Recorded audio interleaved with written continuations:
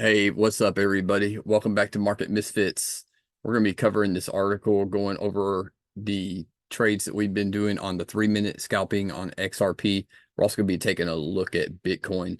But let's get into this article real quick, and then we'll get on to the analysis. XRP beats Bitcoin, Ethereum in weekly funds flow, boasts 2.7 million inflow. So this is from the Crypto Basic. Over the past week, cryptos like XRP have stolen the spotlight of digital asset investment products from Bitcoin and Ethereum. Specifically, XRP recorded significant inflows while the market bigwigs witnessed unusual profit-taking sell-offs. This development was captured in a new report by European crypto-focused asset manager CoinShares.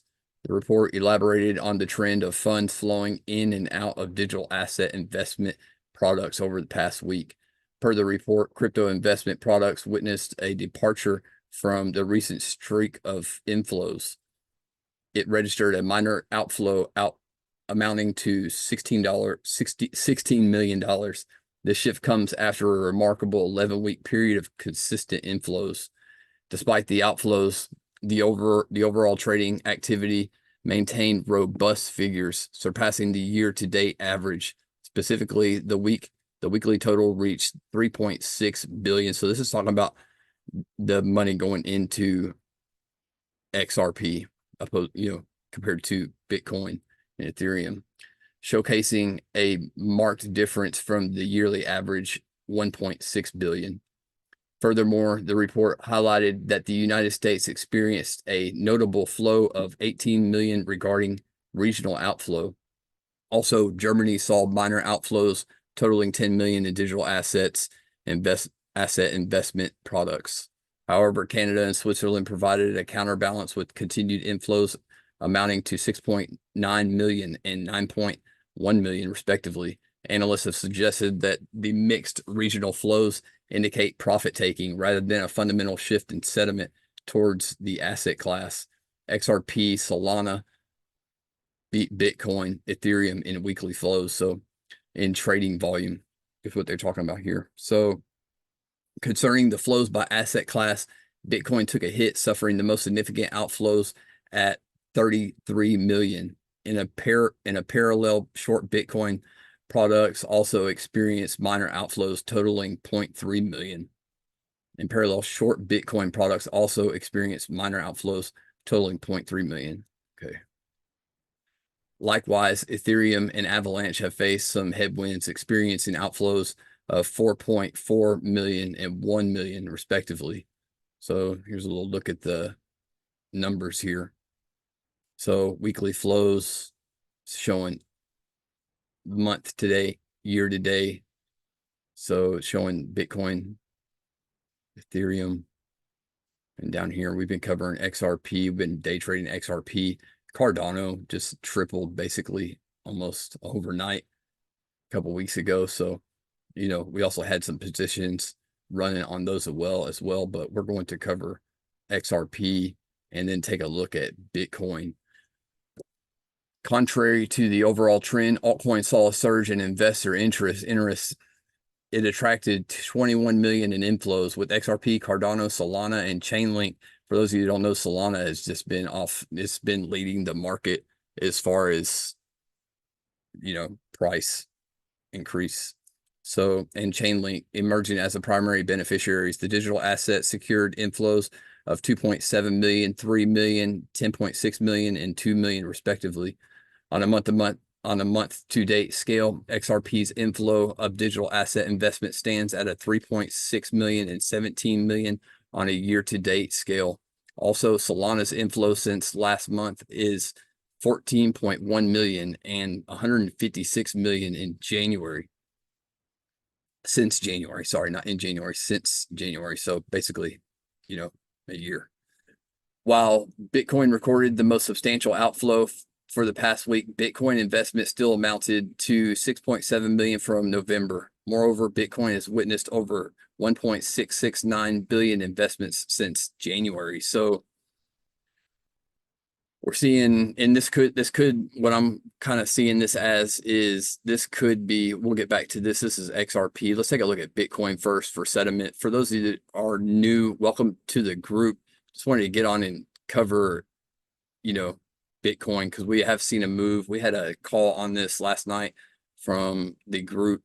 So again, when we're putting these up here, these are for, I'm seeing this as potential leverage positions, but not advising anyone to buy or sell anything ever.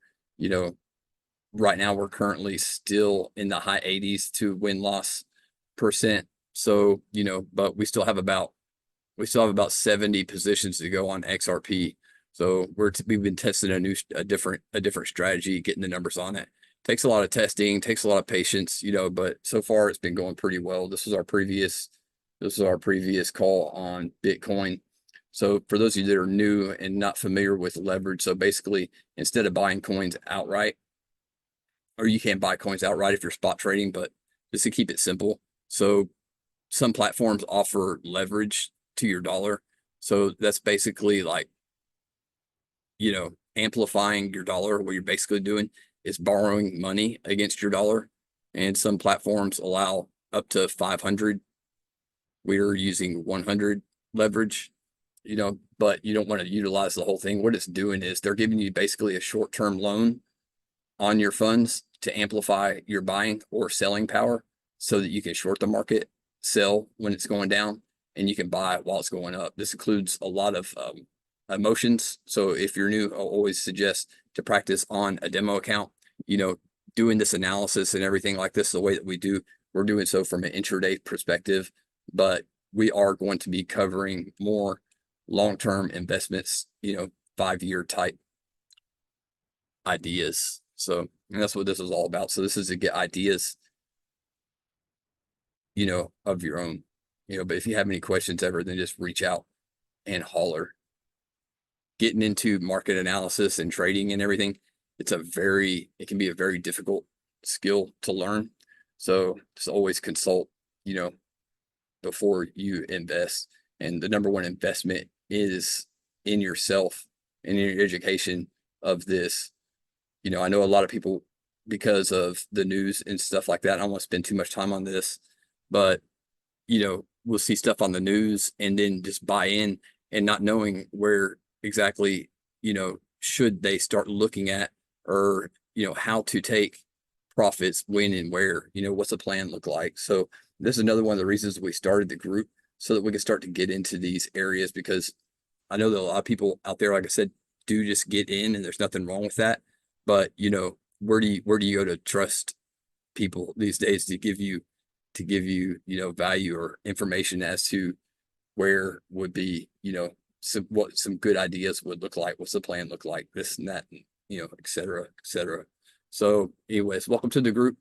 Bitcoin sentiment is bullish currently. So we have broken out of this equidistant, nearly equidistant. If you make it like this, it's a continuation pattern. So we're day trading XRP. Let's take a look at the daily real fast, just to catch everyone up to speed. So here you can see that same triangle, daily time frame. It's going to show us a much larger perspective on Bitcoin. So here we are down here. We left off at around 15,286. And so we are up on Bitcoin. Let's get the measuring stick out. So we actually had caught this down here. So we're up currently at the moment 154%, 154.31%. And it's been 346 days. Jesus, has it been that long?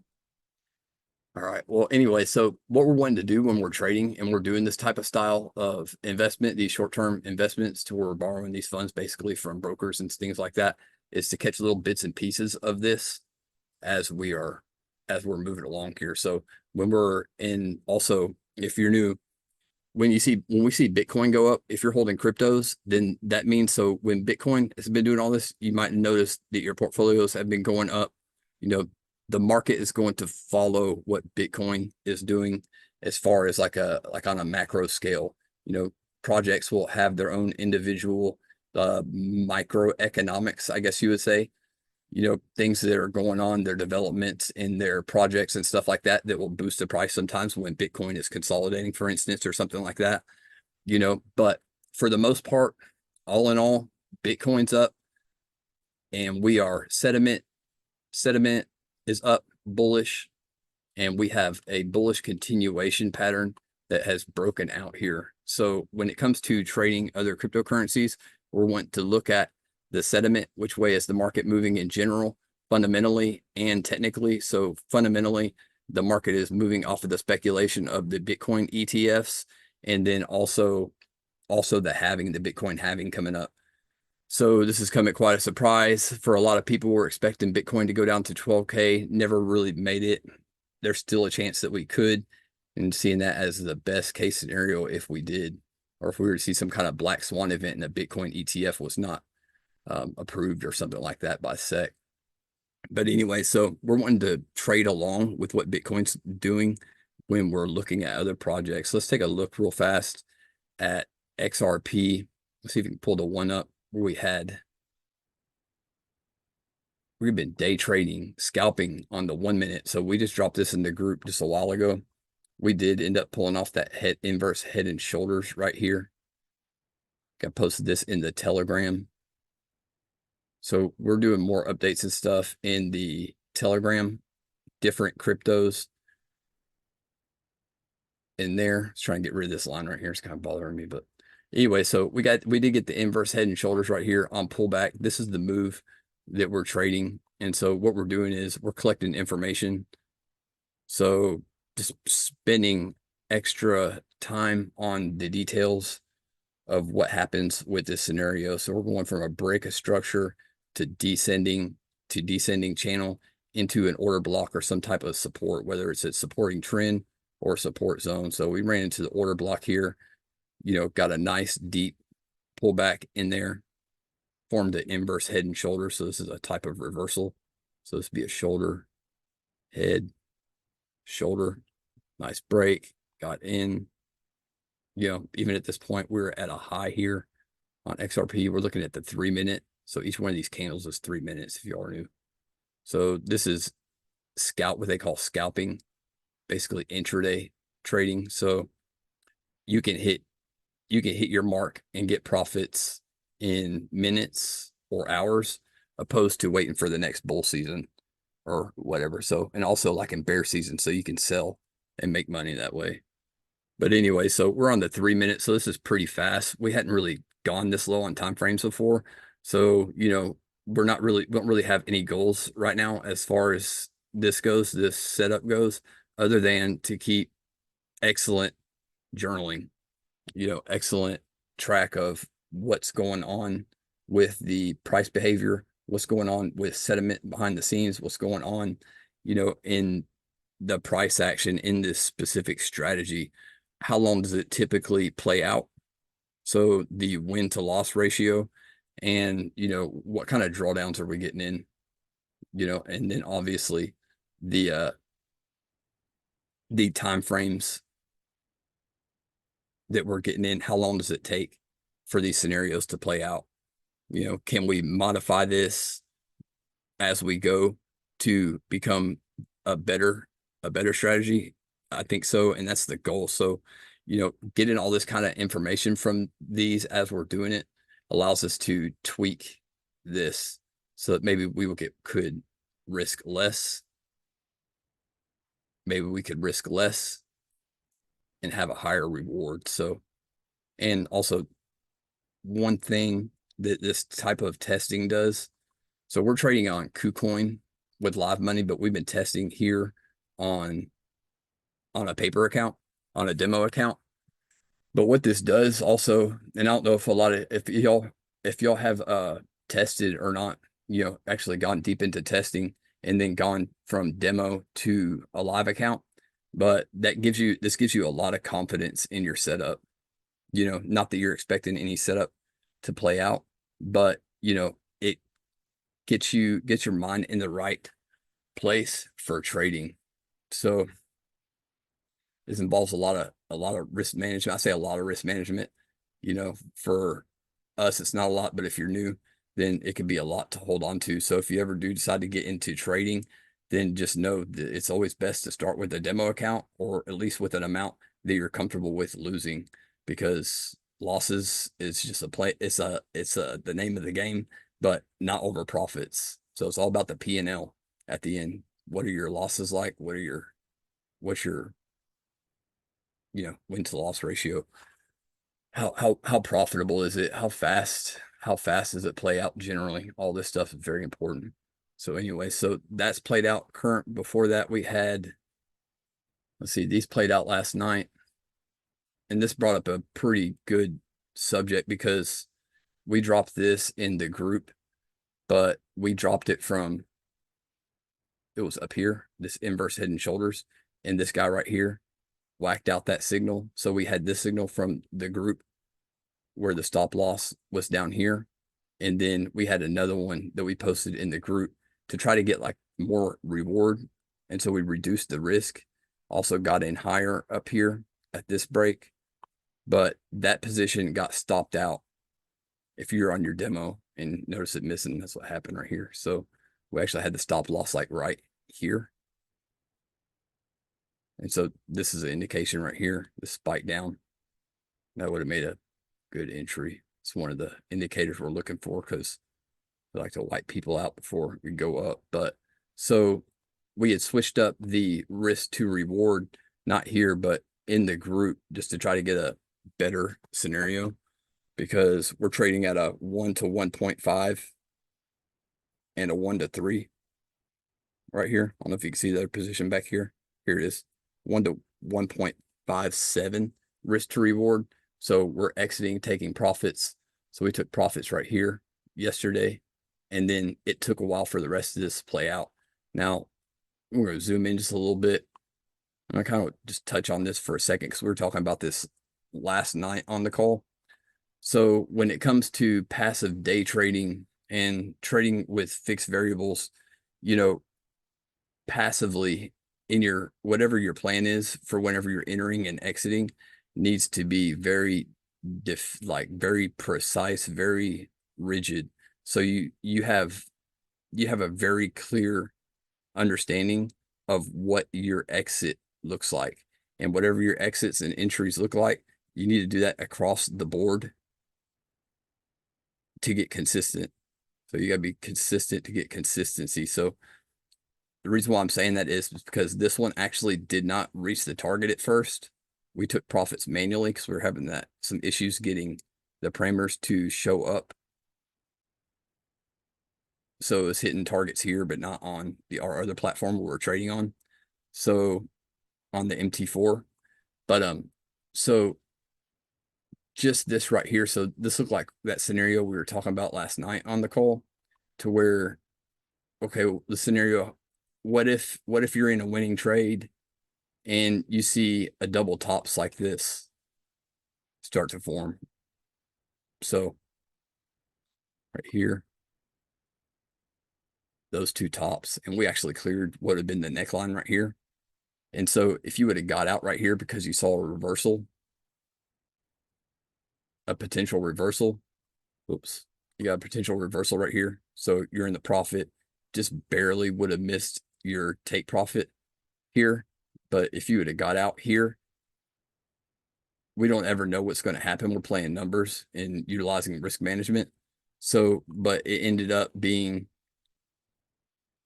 hitting over here, the last target. So from this point, let's say you got out here, and it ended up hitting, let's see, right around here, this wick. So it was 10 hours later, not a whole lot of time to wait just to see if the stuff plays out, but once you do this enough times for a long enough period of time, and you see these samples go through, 20, 30 trades, fixed variables, trading passively, meaning it either hits your targets or it doesn't, you start to really understand that when you see stuff like this, and again, not financial advice, whatever's in your plan is in your plan, but and we have a plan. We will drop it in the group actually from the starting point. But if it's in your plan to do this, then to take profits at a certain point, this was at a 1 to 1.5. So if you were seeing this consistently and it missed right here and it didn't end up playing out, then you might think about reducing the take profit for that instrument, reducing that down a little bit. But if you get out, you could be missing on profits. Again, not financial advice. I'm speaking about this specific setup that we're doing, because that's a major question that a lot of people have.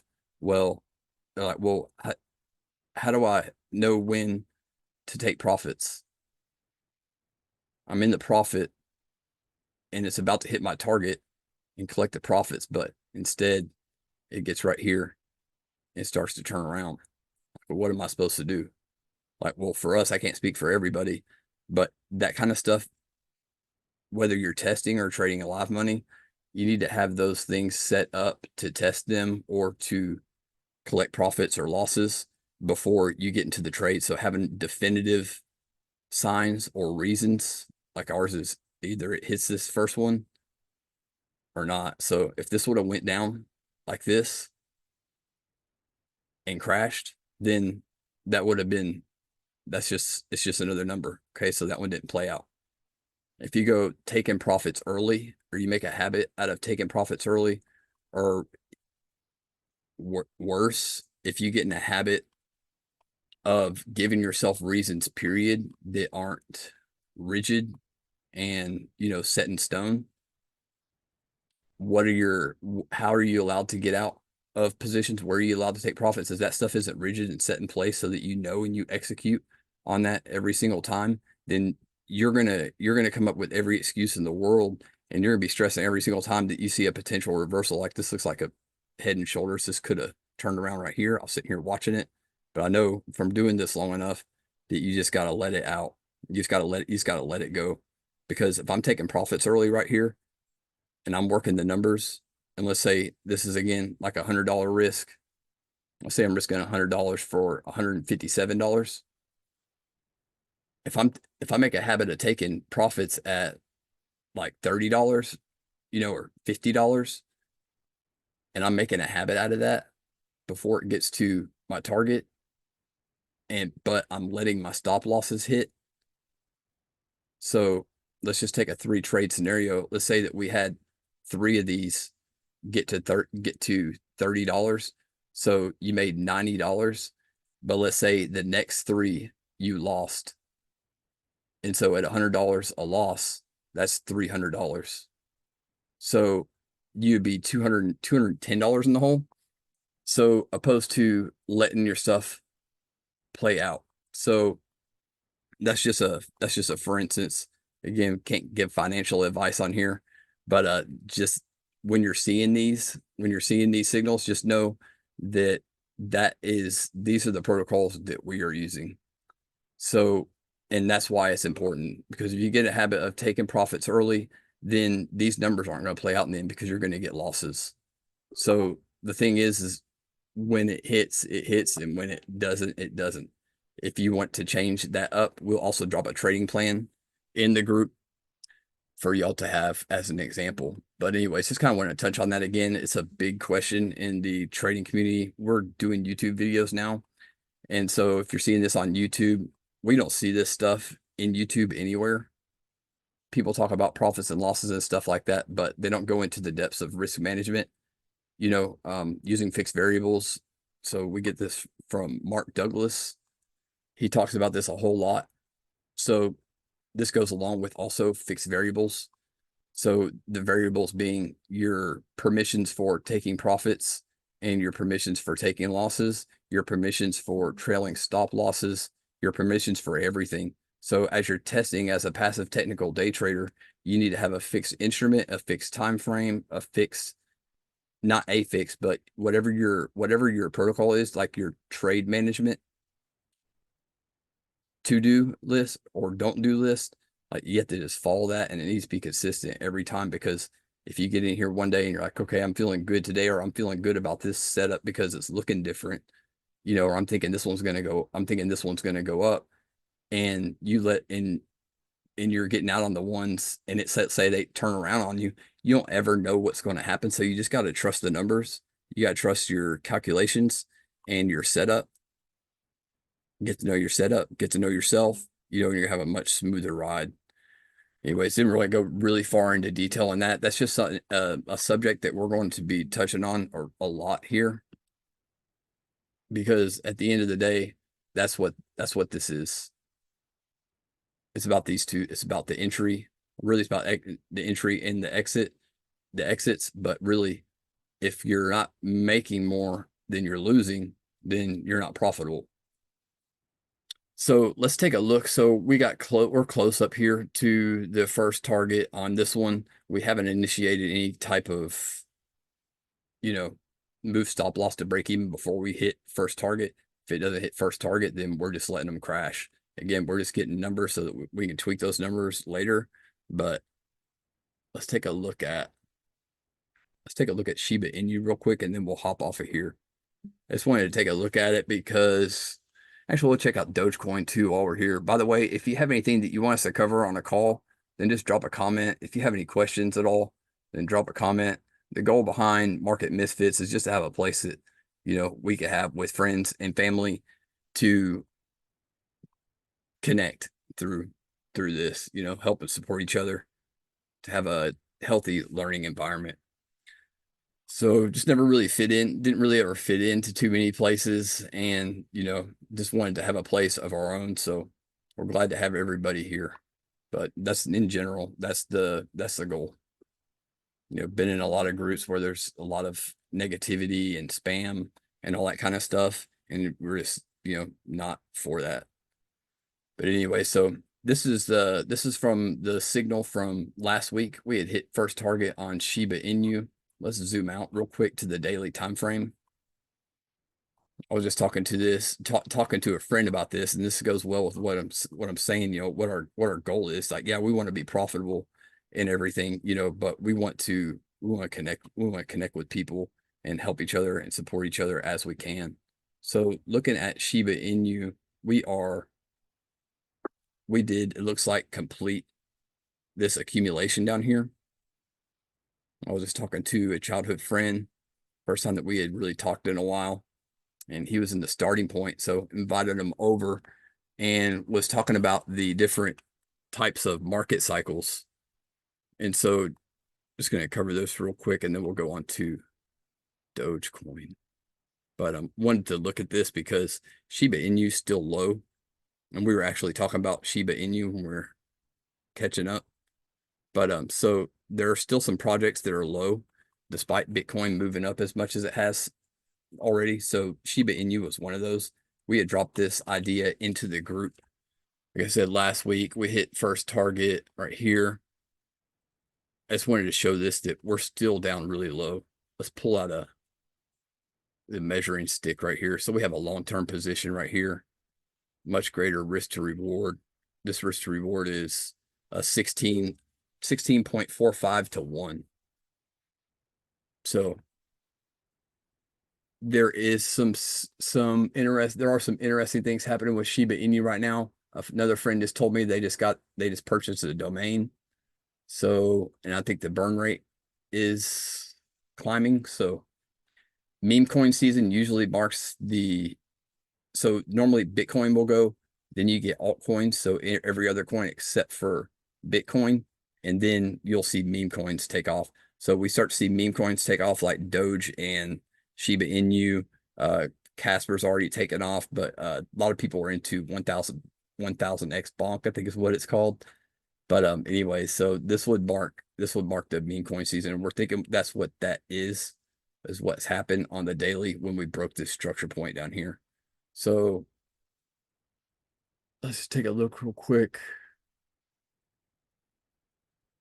We are still 800%, 808% away from the all-time high here.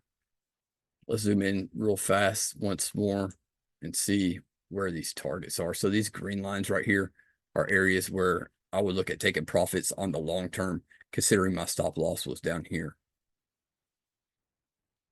Again, not financial advice, of course. Leverage trading can be high risk, but high risk, high reward. So we nearly got to the second target up here. Right now, currently, we pulled back. So this was the accumulation cycle down here. I'll show them with those arrows. So this is a period of time when investors will, let me zoom out one more time, see how long this accumulation was. So we were talking about accumulation. I wanted to touch on this real quick. So this whole period down here could be considered as accumulation. And what this is an area where investors are accumulating. It's pretty self-explanatory, but they're buying. So during all this time, this is when all the crises and stuff were happening. People were too afraid to buy. And so, but smart investors, they know that it's FUD. And so they're buying every time it hits a low. They're buying every time it hits a low. And when we break out of this, that's why I call it accumulation. So after that, they will start to drive the price up, increasing the value of the asset. Not just they're doing it for themselves, but that's why we see price movement. That's the nature of price movement. It doesn't come from retail traders. It's going to come from your larger institutions, your banks, your central banks, and everything. And just because this appears to have finished a market cycle, by the way, and Bitcoin is pumping, I don't want to drive excitement into anybody into any kind of way to think that that I'm hyped up about this. Just trying to be like really clear on that, because one thing that we see that we would like to see change, and another reason for making this group, is that there are people out there that are, not trying to push people to not push people, but trying to get people really, really excited and buying here, but they're not telling them about this downside risk right here. A lot of them. And so instead of focusing on what we see is missing, just focus on what we know to do best. It does give us an indication of what we need to provide, and that's one thing, is just being in a calm state and not excited, hyping people up, trying to get them to, subscribe to the channel because they don't want to miss the next big news article, the next big move or whatever like that, because being excited like that will destroy your money. So we don't want to have that going on. We can celebrate after we're done with our sample, when our chips are off the table, and we bag profits, and we're not doing that, and we're not in the middle of trading or making investment decisions, because you start making decisions whenever you're high on euphoria, or because you saw influencers really, really hyping up some project, or, just some leaders on social media love to hype stuff up and get their group really hyped up. Oh, we all need to get in this, because and let's figure out how much of this Shiba Inu we need to buy to retire. That should never be your game plan. And that's financial advice. Normally no one would never say that's financial advice. I'm going to tell you that's financial advice. If you're in a group like that, then, you just know that you've been warned, and that is not the mindset of a professional trader. Number one, in general, you don't want to have all of your investment in one project. Look at XRP, for instance. It's been stunted forever. And there are people that was the goose that laid the golden egg, except for it hadn't laid anything yet. So as the rest of the market's taken off, XRP is just sitting at a standstill. That's why we're day trading it.